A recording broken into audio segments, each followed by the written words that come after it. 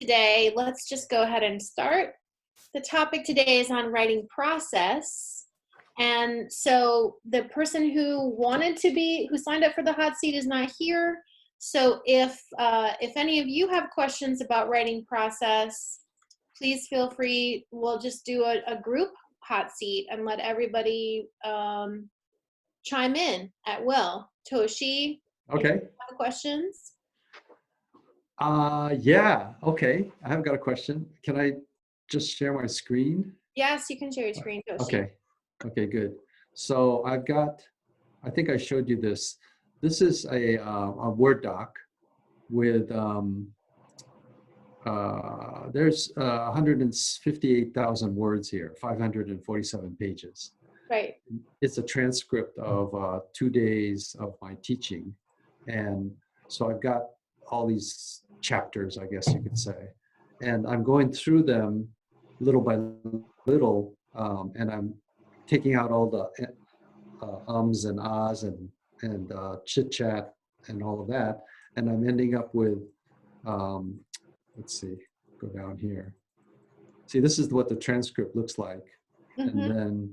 And then what I do is, so then I take stuff and I kind of highlight some words, the key ideas, and give some some titles and things like that. And so that's kind of what I've been doing. That's my writing process at the moment. I figure if I just go through it all and kind of weed out the junk and put things into, give some headings, then it'll be like a first draft or like a semi-first draft, I guess you could say. So that I'm gonna scroll down. Yeah, so no. Let me go through. Oh yeah, so then what I'm doing is, let me see, I'm sorry that I'm just dizzy here. I'm sticking my slides in where I'm talking about various things. Mm-hmm. It kind of reminds me about what I'm doing. But I want to show you what I'm trying to do. I'm so sorry, I'm kind of let me try this one. Okay, so what I'm doing in a section, it's about 1,500 word section, so farming versus hunting. So I try and look at what I said, and then I look for the core message and the key words, because what I'm teaching is a language of finance that a non-financial person can use to be persuasive and confident. So that's kind of, I've got a lot of work to do to go through and take about 2,000 words and get it down to 1,500, and then come up with a core message and a title, and then move on to the next 2,000 words. So that's, any advice on a process there? So why don't you close your share? Okay. There we go. You have a big job, which is common for a lot of authors who teach, and have courses and speak, that you have a lot of content that you can use for the book. I do think cleaning it up as you're doing is a natural first step. I don't think you always need to go in and do that, though, because you might not be including everything. So it might not be worth taking the time to go and remove ums and all of those things if you're going to end up not sharing an entire section on something. So the most important thing that you need to do, we already in a previous hot seat, we talked about your core message and your promise and all of that. Now that you have that, is to really be clear about your outline, because the function of the outline is to be clear about the reader journey. Where are they starting from, and how are you going to get them to that promise in the end? So I think it's better to create an outline first, figure out what do you want to include in the book, and then pull those sections and clean them up, rather than trying to clean up 157,000 words. Yeah, okay. So, because Gotcha. what happens is we can get too caught up in all all the minutia, all the things, making sure that everything's included, and not everything is going to go in your book. Yeah. Yeah, Yeah. it's really about getting your readers to that promise, and then working with you as a consultant in training and so forth is where they get to, learn more, have a practical application, etc. Right. So to just think about the outline next, I think would actually be stop what you're doing for a minute, Okay. work on an outline that's going to be a simplified version. What do they absolutely need to know in order for Uh-huh. you to deliver on the promise? Just Yeah. the necessity, right? Necessity. Yeah. Not everything that you think is cool or interesting, right? Uh-huh. But Yeah. what is absolutely vital for them on that journey to get to the promise. Does that Yeah. make sense? Absolutely. No, it's a great reminder. Yeah. I mean, already I had 5 days worth of stuff and I squashed it into 2, thinking about what's essential to get across. But now I got 160,000 words, which needs to get down to 60,000, I guess, right? So I have to cut. It doesn't have to be 60. I think of it's a 75 would probably be your max. Okay. But here's the thing. What we need in a book is not what we need in a training. So you have to think about what is realistic and also powerfully transformational that you Uh-huh. can deliver in a book. What's realistic for a book, A right? book. Okay. Yeah. And how can your reader learn enough that they can start to make change, even if they never talk to you? Uh-huh. But it doesn't have to be the whole shebang. I don't want you to hold things back so that they'll reach out to you. You Uh-huh. don't want to keep the secret sauce secret. I don't want to hide the secret sauce. Don't hide the secret sauce. Give them what you've got, Yeah. but it doesn't have to be every single thing. Gotcha. Yeah. What is the quality of, I mean, what is the essence of the difference between the content of a book versus the content of the training? I know it's volume of stuff too, but is like a training's kind of interactive, right? And it's Exactly. but a book's not. So how do I get across? I don't have an audience that's going to ask me a question, and I can get them to think about something. Like Michael Port's book has a lot of exercises, many exercises. Yeah. So that's kind of a way to bridge, I guess, from a passive experience to a little bit more active experience. Yeah, exercises work as long as the exercises actually are moving them forward. So people have a tendency to include exercises for the sake of including exercises. Uh-huh. So you want to make sure that these are exercises that will actually move the needle for them. And Gotcha. in case that needle would be a greater understanding of the language of finance. Got it. So if you are able to, just choose the simplest, most powerful exercises that can be executed in a short period of time. Mm-hmm. Okay. Those are the exercises you want in a book. Yep. You can also, although it's not interactive, you've taught it enough that you probably have familiar, same type of questions, same concerns. You need to go through your manuscript, and this is not a first draft thing, okay? Uh-huh. This is an editing thing. You need to go through your manuscript and really look for those places where, if you were in a training, where would people raise their hand and say, wait, I don't understand this? Yeah. Where would they raise their hand and say, I don't think this will work for me because X, Y, Z? Yeah. Uh-huh. So that's not a first draft task, though. Right now, you are just need to wrangle your content around an outline. Outline, reader first. Yes. How do I get to the transformation? Only what's necessary to get the transformation. Yes, it's like, if you imagine a map and you look, okay, from where is my reader starting on this map? And I want to get them over to here, this destination. Uh-huh. What are the absolute the necessary path that they need to take? Got it. And what's on that path? And it's as simple as that. Got it. Yeah. Thank you so much. Yeah. Sure, Tony. So again, just for the people who recently joined us, this is a hot seat about writing process. And the person who signed up for the hot seat did not show up today. And I hope they're okay and everything's fine. So if you have questions about writing process, please hit me with them right now. No question will be rejected, provided it's safe for work.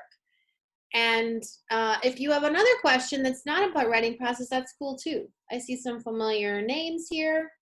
Anybody have a question? I'd love to hear how Ipshita's writing has been going, because she had some great questions and ideas back when we were starting the hot seats. I'd love seeing her face show up today. I have to be honest, after I heard about how much it's going to cost me, the enthu has dimmed a little bit. So I'm pretty sure it's not going to last very long. But does this affect everybody? I mean, should I really be worrying about the money? Or, I mean, what do I do? So what path were you choosing? What path were you considering? I missed your last one where you were discussing but I really don't know. I mean, I think my biggest thing is marketing. I suck at marketing. So my thing is, if I don't find someone who'll do that part of the equation for me, it's like I might as well be writing a book for myself because no one's going to read it. What are the pieces that you do like about communicating with people? Because marketing is a broad term. Mm-hmm. I really want to invite you to start thinking about developing and nurturing readership. And if you think about it like that, don't think about it like sales, but instead think about it like readership. Because remember, we're putting the reader first, and where does that relationship end? Do you want to hear from them? Are there people you would just love to talk to about your core message? What are you comfortable doing? I mean, sometimes we think about marketing and it's that dreaded M. I personally loathe it. I think it's my least. I will avoid it at all costs. But I do like connecting. I like helping people. And that's actually an effective tool for marketing. And in terms of readership, getting the word out means getting your message out, means inspiring transformation in people. And if you can shift your focus to, I want to build my readership community, people who understand what I'm talking about and are working towards something, that might make it easier for you, and you might come up with some things that you do feel comfortable doing. As far as the marketing stuff is in social media, getting emails out, that sort of thing, you can hire a virtual assistant for a couple months to help you implement and get things all in place. It doesn't have to be massively expensive, It's mostly about making the right choices and being consistent in your actions. That makes sense, but how do like the initial part, I like what you said about connecting and nurturing. How do you do that? I mean, I thought that was the social media and the email part. Well, I mean, right now I'm talking to you. So right now I'm connecting with you. I'm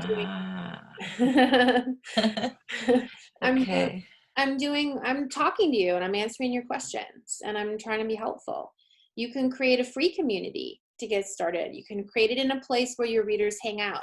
If they're Facebook people, if they're Gen X or older, they might be on Facebook. If they're younger, they're not. They don't even know how to log into it. Really thinking about where your readers hang out and how you can help them in ways that make you feel excited. I'm not saying ways that make you feel comfortable, because it's okay to be a little uncomfortable to put yourself out there. But you can't, no longer can we publish a book and then wait for people to read it. It just isn't going to happen. No one's going to discover it and then, drop ship 50,000 copies into the people that need it. So you're going to have to find a way that you feel excited about. I mean, it doesn't even have, this is not costing me anything right now. Well, save for the fact that Laura's here and she is on my team and I am paying her, but you don't need to have a Laura. You can just go live stream on Facebook and start helping people and starting to build community around your topic, right? So that's the point, is you want to build community around your topic. You could even start a podcast for free. There's a lot of things you can do for very little money if you just are strategic about it and if you are consistent about it. Don't let the fear of the investment keep you from writing the book you meant to write. Don't, because sometimes we get stuck and we think it's money or time or ability, or we see someone else has a book that's similar to ours, which by the way is a good sign, not a bad sign. But we have these roadblocks and we say, oh, never mind. That was not my, I'm not doing it. But that's just actually you resisting the thing you know you need to do. Maybe it will take you longer. Maybe you'll have to save up some money for certain components. But publishing's a long game, okay? Despite what anybody tells you about publish a book in 90 days, which yes, you can do, but if you do want people to read it, I wouldn't advise that. Publishing is a long game, which means you can plan for your expenses and you can save up for certain components and then be scrappy about the rest. I am scrappy. I am a person, I don't spend money necessarily. Mike McAllowitz, who I write with, I mean, dude is scrappy. So he will spend money, but only if it makes good sense. You have a long time before your book comes out, before you're even going to have to spend any money at all. So don't let it stop you from at least writing it.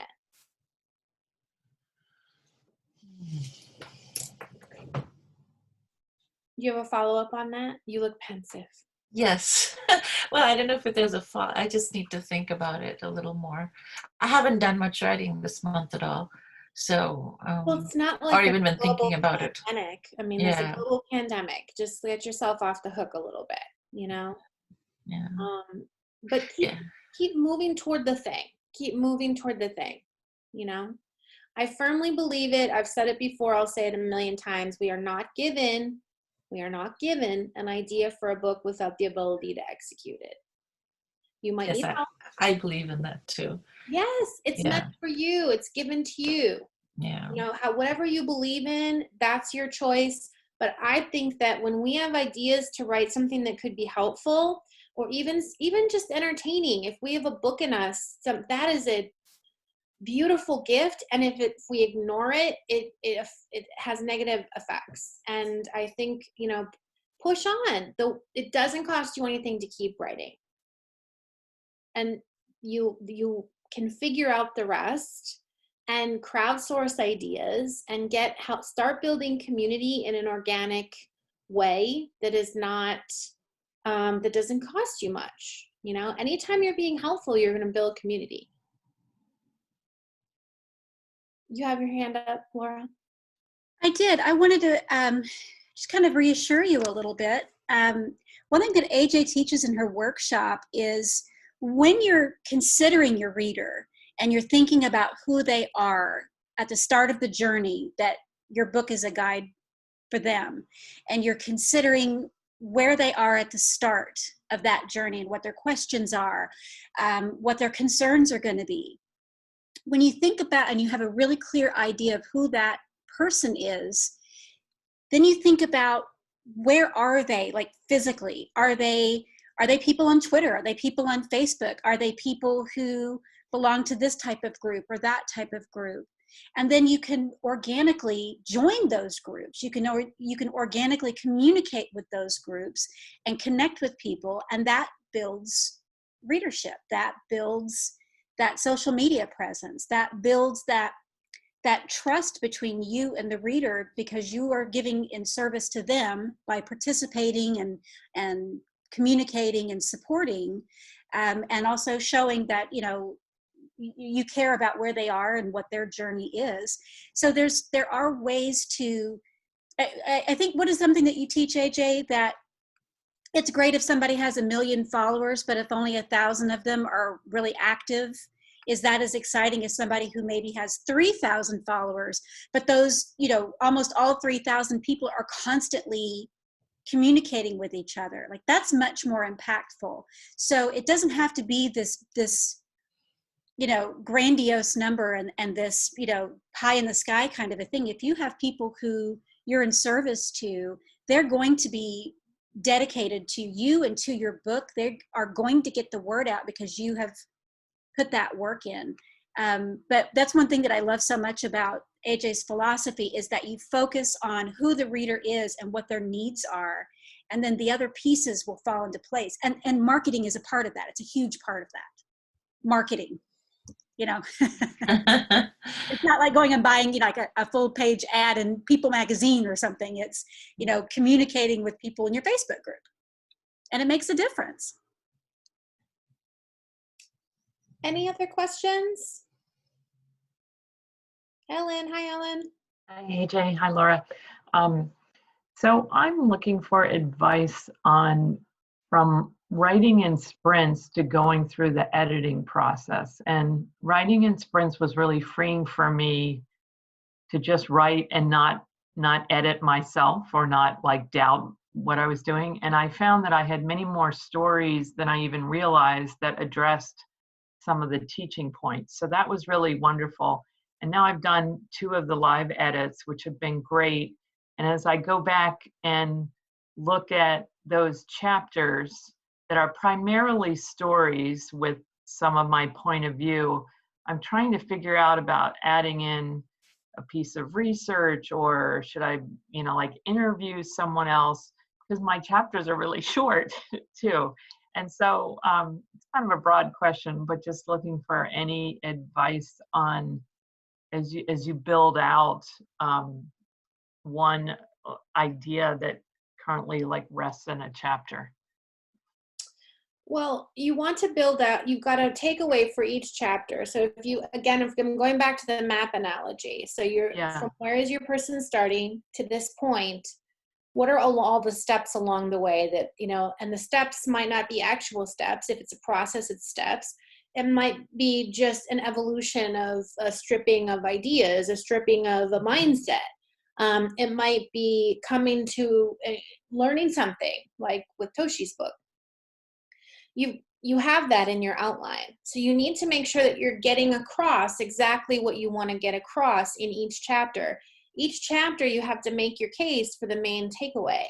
You have to help people understand it from different points of view. You need to support that. You can't just state it one time. So the different sections in a chapter explain the main point of that chapter. Otherwise, we would only need one sentence in each chapter. This chapter is, for you to understand X. Great. Move on. Next. We need stories to understand that, to illuminate things. We need social proof. We need, sometimes we need examples. Sometimes we need to work through an exercise. What needs to happen to get your person, if on the map, to get them to the next phase? What do they need to understand? What do they need to learn? What needs to change for them? Do they need to feel better? Do they need to let go of something? What needs to happen? So in my writing developmental editing retreats, we go deep into reader journey so that you can assess, what does my reader know now at the end of this chapter?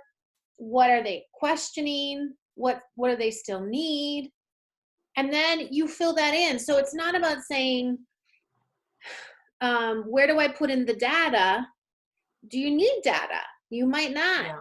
But you might absolutely need it to say, see, this is what people are saying and I'm right. Not because you're trying to be right, but because you want people to trust and believe you. Sometimes we need data to see a scope of a problem so that people feel like, oh, it's not just me. Sometimes we do need data for contrast because it's a lot of story.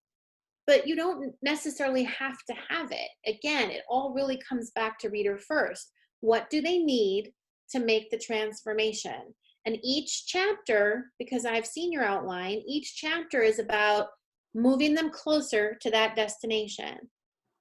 And have you sufficiently explained that key point for that chapter? Great, thank you. Is that helpful? Yeah, very helpful. Yeah. I So feel like my that reader journey is evolving as I build it out, or especially after the last live editing, which was, I mean, both have been really amazing, but it got to new things. As we talked about title, it kind of broadened and in some ways elevated what I wanted to do. And I almost need to go back to that reader journey. I think So, you do, because yeah, for those of you who are watching, Ellen has liberated herself from from the academic life. from the academic life, and also from fearing that the title she really wants, she can't have. Yeah. And so in claiming the title she really wants, it opened everything up. So I do think Yeah. you need to revisit it, because now what you're doing is calling on women to in a big, bolder way, just because you Yeah. changed the title, just because you changed it. Yeah. So you need to think about all those steps on the journey as a lifting up, right? Okay, and now you're sitting taller, and now you're sitting taller, and now you're sitting taller, and that's what each chapter is. Mm-hmm. You know, you're bringing the women Yeah. up. The reader is sitting like I was. Yeah. And Yeah. they're just slowly sitting taller. Yeah. And imagine that each chapter is doing that, just bringing them up just a little bit, just a little bit, Mhm. just a little Yeah. bit. Yeah. And so what do you need to do that? Mm-hmm.